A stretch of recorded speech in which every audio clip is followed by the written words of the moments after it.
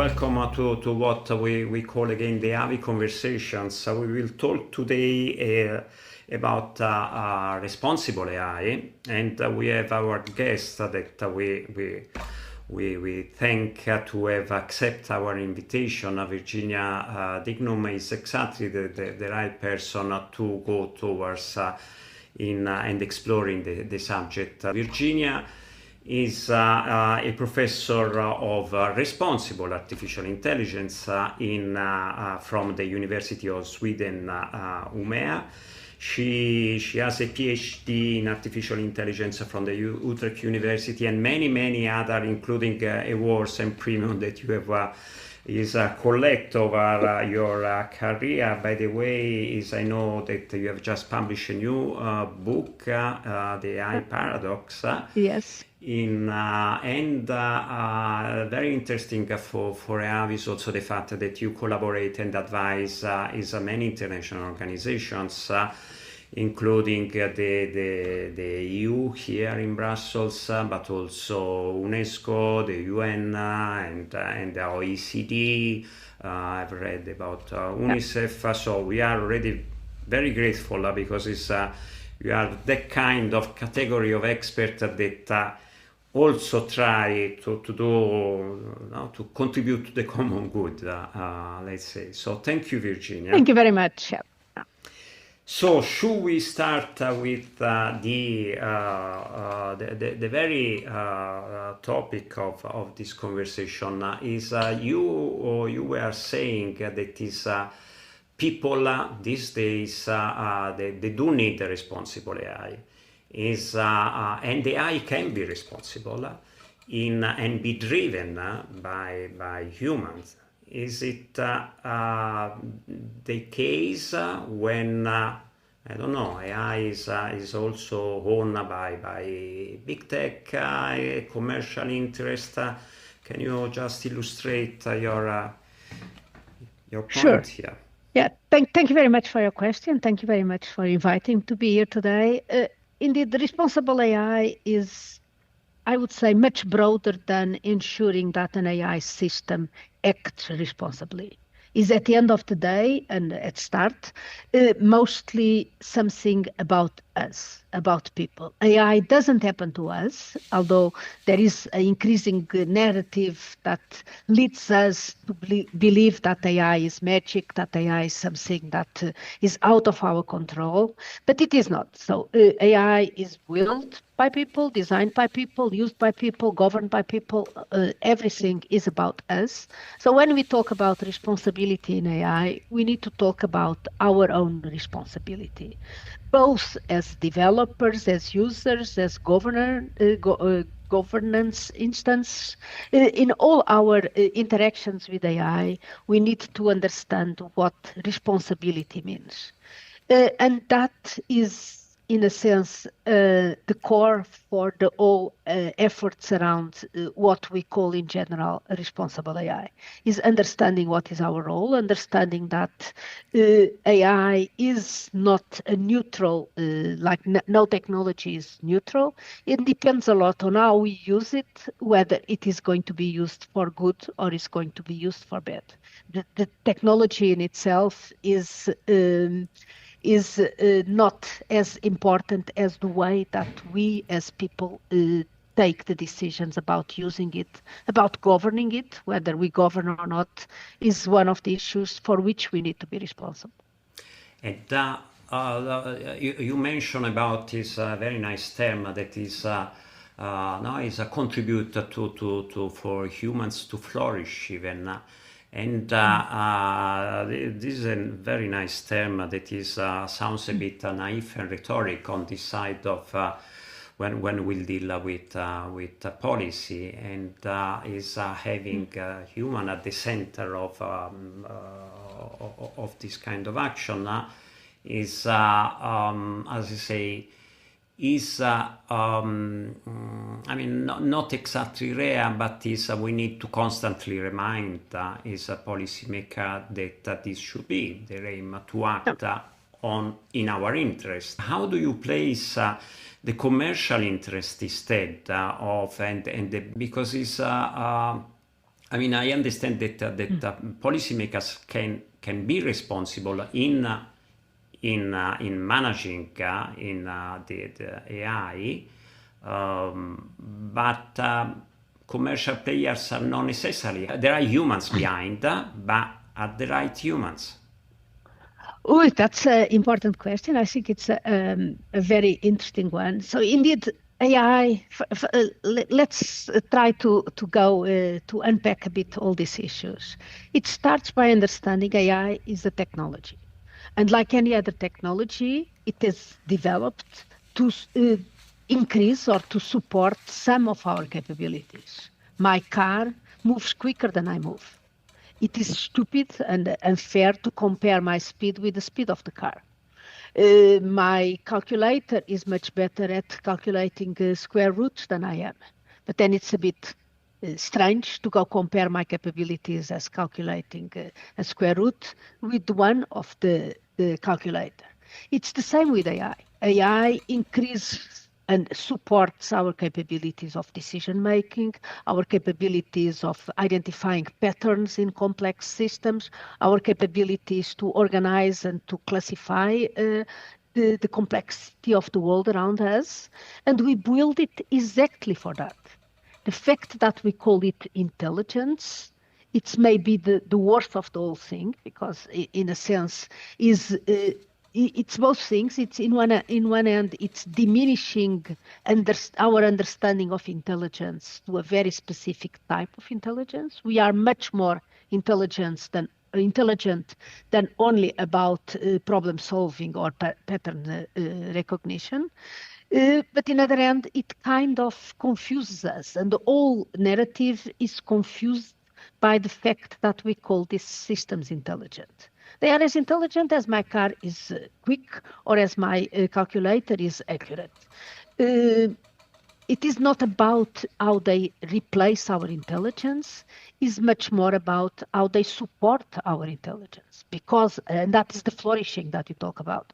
Because we have systems that are quicker and more able to identify patterns in complex systems, it helps us address those complexity. It helps us, in principle, trying to solve or to contribute to our own understanding and our own place in these complex systems, be it healthcare or the climate or things like that. So it is, at its very essence, the way we build it and the reasons for which we build AI systems is to help us flourish and improve in some type of characteristics. So that's one side. On the other side, the issues of responsibility.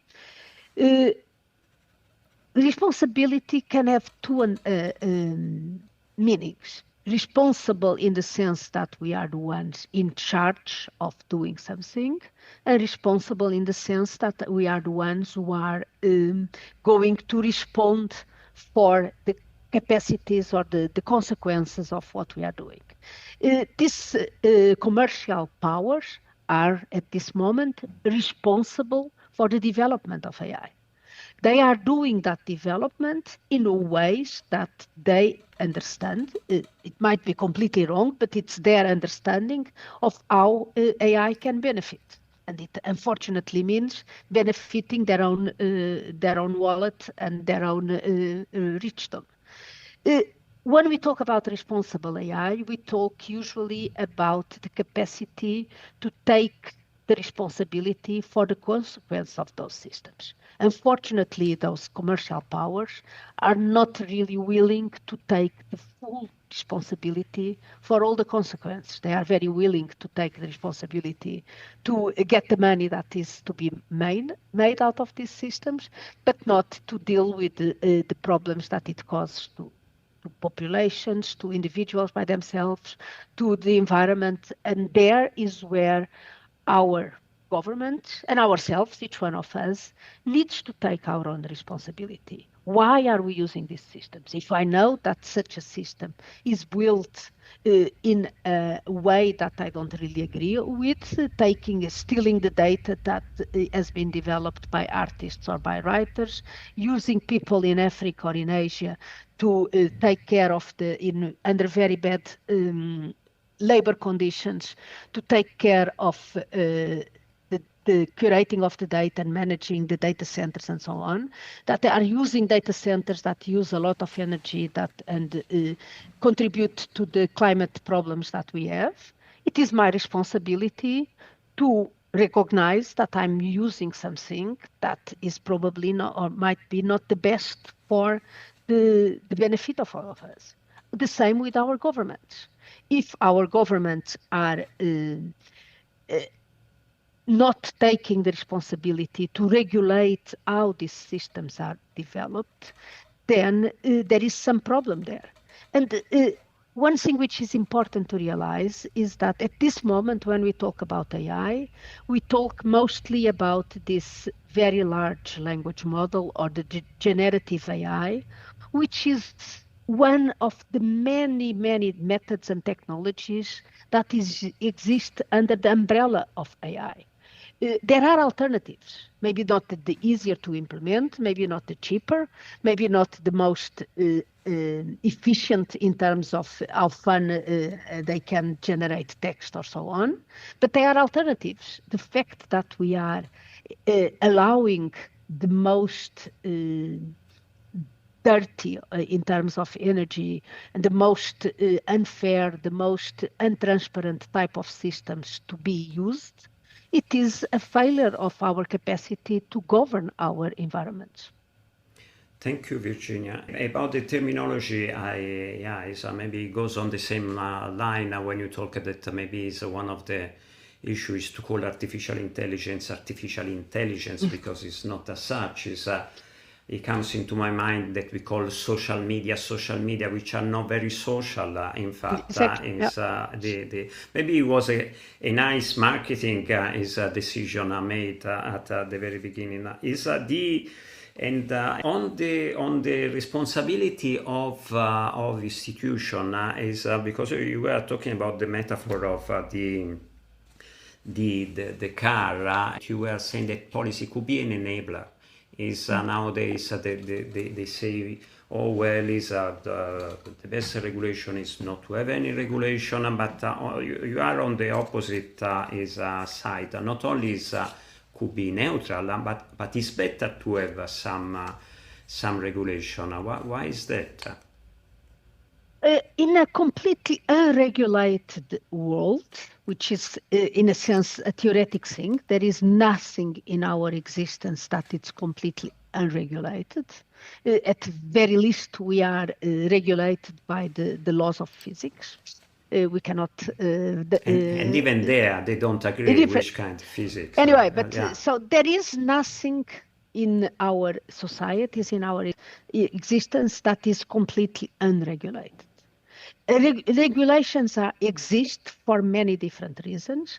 One of them being important one, being the need to organize our society in a way that we all can coexist without really suffering too much from each other, without competing too much with each other, but in still being able to achieve our own interests, our own goals and objectives and so on. So that's where the idea of regulations come.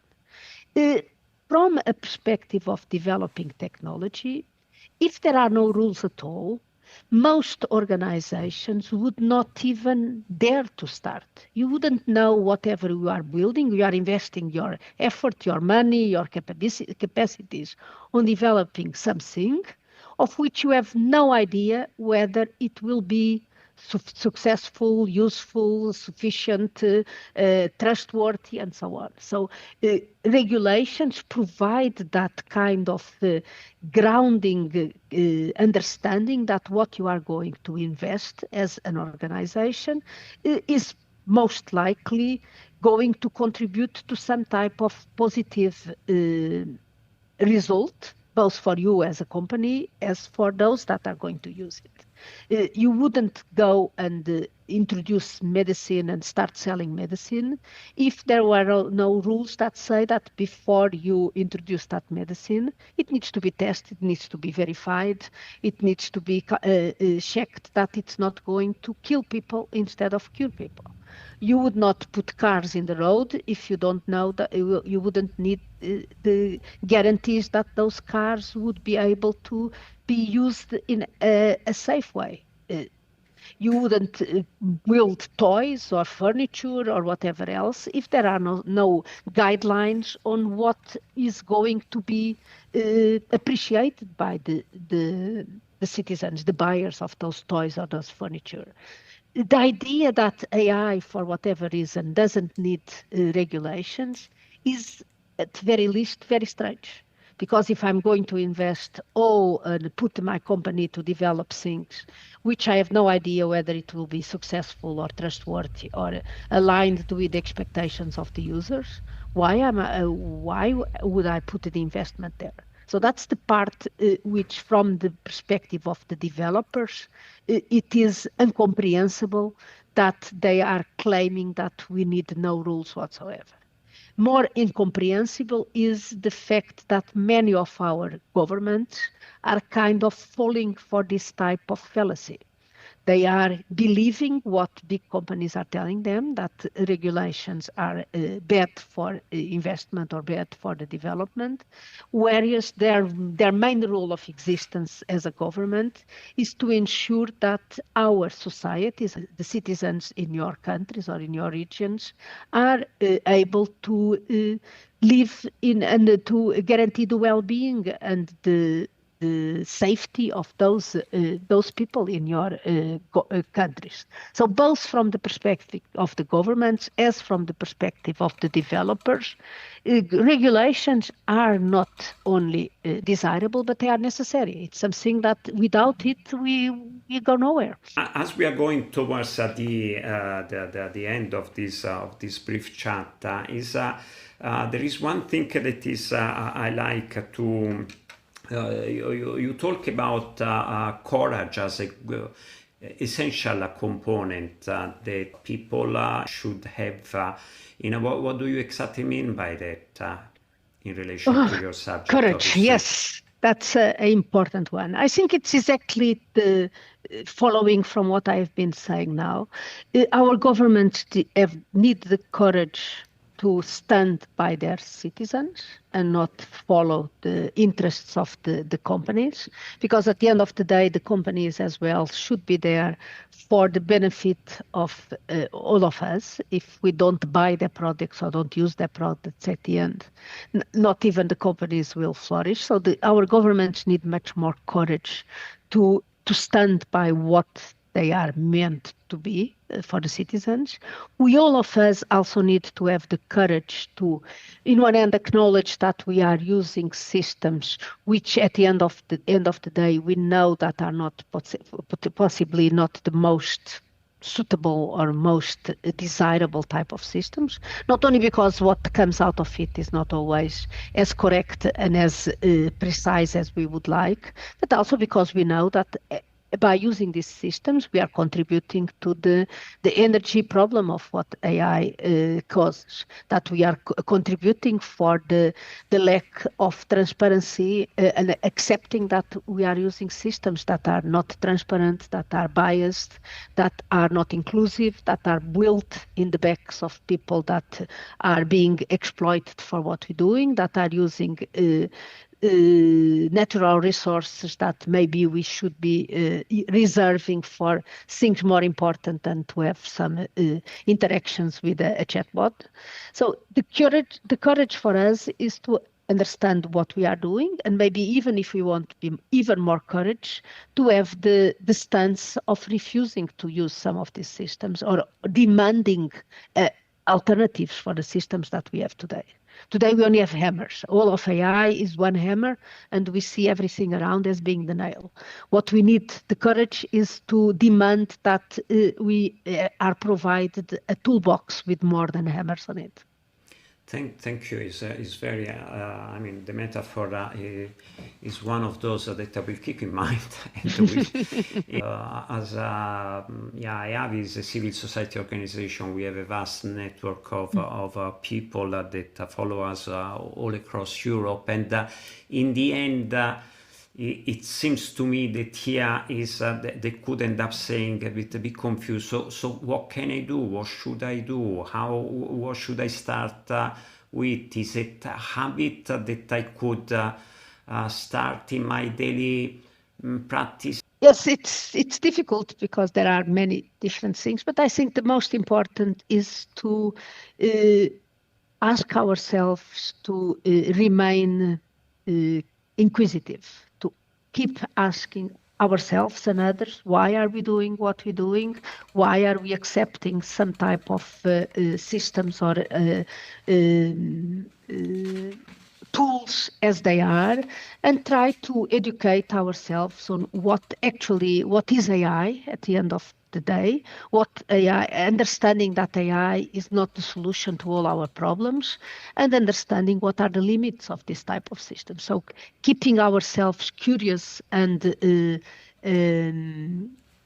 training ourselves on knowing more about the system, what AI is or not, I think that's something that all of us can do.